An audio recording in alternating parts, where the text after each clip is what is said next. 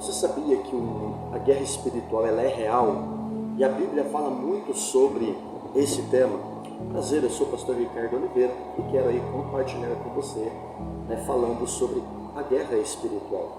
Lá em Efésios capítulo 6, versículo 12 vai dizer: porque a nossa luta não é contra a carne, nem contra carne e sangue, mas contra principados, potestades, contra os dominadores deste mundo tenebroso e contra as hostes espirituais da maldade. Uma coisa importante a ser dito aqui é que o mundo espiritual ele não é neutro, tá?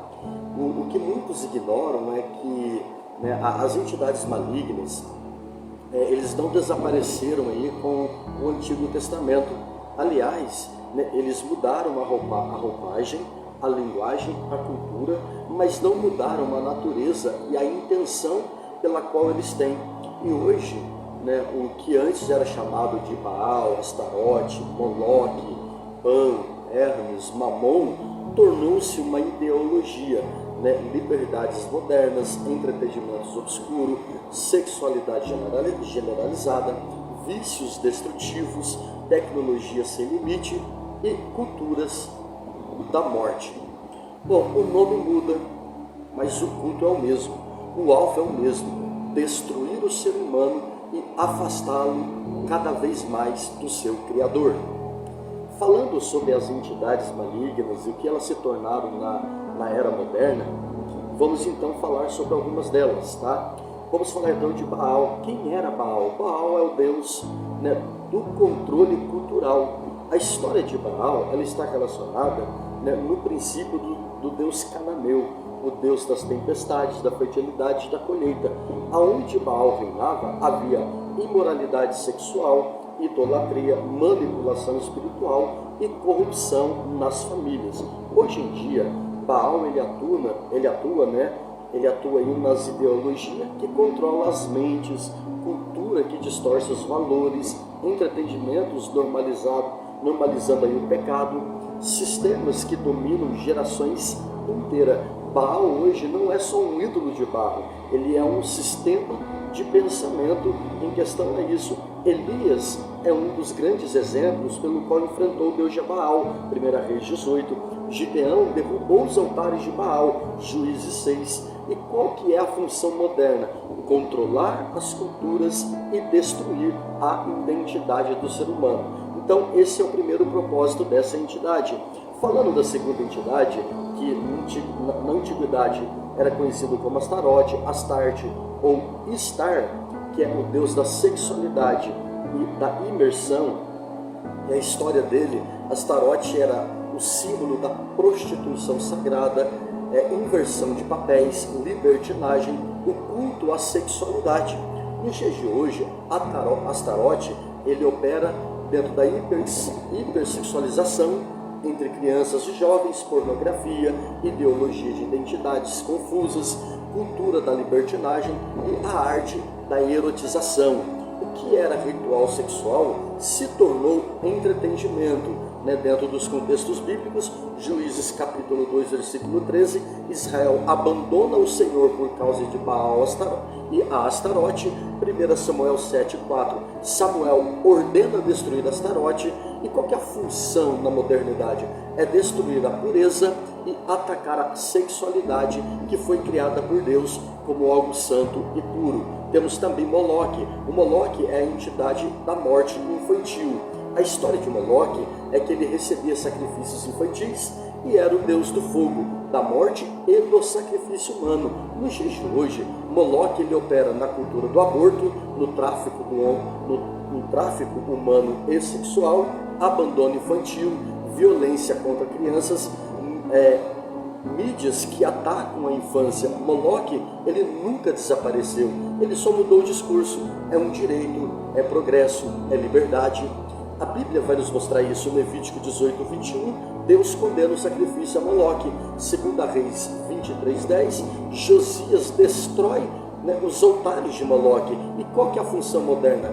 Destruir a geração ou as gerações que nascem, destruir os povos.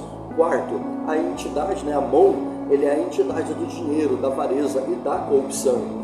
No contexto histórico de Amon, Jesus menciona Mamon como sendo um senhor. não podeis servir a Deus e a Mamão. Mateus 6:24.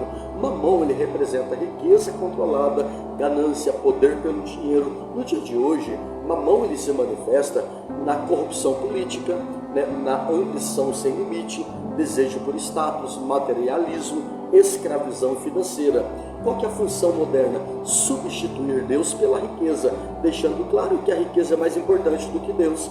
Temos também o Pan, que é a entidade do pânico e do medo. O contexto histórico dele, que é o deus grego, ou deus grego Pan, que é metade homem e metade bode, especialista em provocar terror súbito, tá? E palavras de pânico vem no nome de Pan, no nome dele. Hoje o Pan, ele opera na crise de ansiedade, síndrome de pânicos, medos coletivos, terror psicológico, vozes que atormentam a mente. E qual que é a função dele? A função dele é atacar as emoções e gerar todo o caos mental na vida da pessoa. Temos também, né, o que é conhecido como Belial. Belial é o espírito da rebelião e da impureza. O histórico dele é que Belial aparece lá no Antigo Testamento e também no Novo Testamento como inutilidade, maldade extrema, rebeldia contra Deus. Hoje Belial atua em culturas das religiões, crises, né, perversas e sexualidade violenta, trazendo então a destruição da família, gerando o ódio, né, e destruindo aquilo que é sagrado. A função moderna é promover a rebeldia e a total decadência do ser humano. E temos aí o Leviatã, que é uma entidade do orgulho e da confusão. O histórico dele, Leviatã, ele aparece lá no livro de Jó 41, Salmo 74, Isaías 27. Ele representa o orgulho, a divisão, a confusão, a linguagem total distorcida. E hoje o Leviatã, ele opera nas divisões da família, nos maus entendidos que são constantes, o orgulho espiritual, a manipulação narrativa. E qual que é a função moderna? Gerar a confusão e trazer o orgulho total e destrutivo.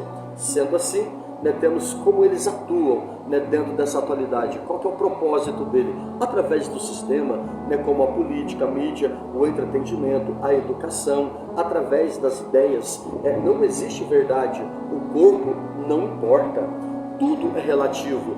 Viva como você quiser, através das feridas, como traumas que são portas abertas, vícios que abrem brechas, rebeldias que abrem brechas, ignorância bíblica também abre brecha, e é através dessas rotinas como música, filmes, séries, conversas e hábitos modernos. E como vencer então essas entidades malignas? Como que a gente vence? O importante é que você tenha o conhecimento bíblico. O meu povo perece por falta de conhecimento, né? Oséias capítulo 4, versículo 6, tendo a autoridade espiritual, em meu nome expulsarão os demônios. Marcos 16, 17, tendo a santidade, aonde a luz, a treva não resiste. O jejum e a oração é uma das armas mais poderosas. Alguns tipos só saem através de jejum e oração. Marcos 9, 29, derrubando os altares internos.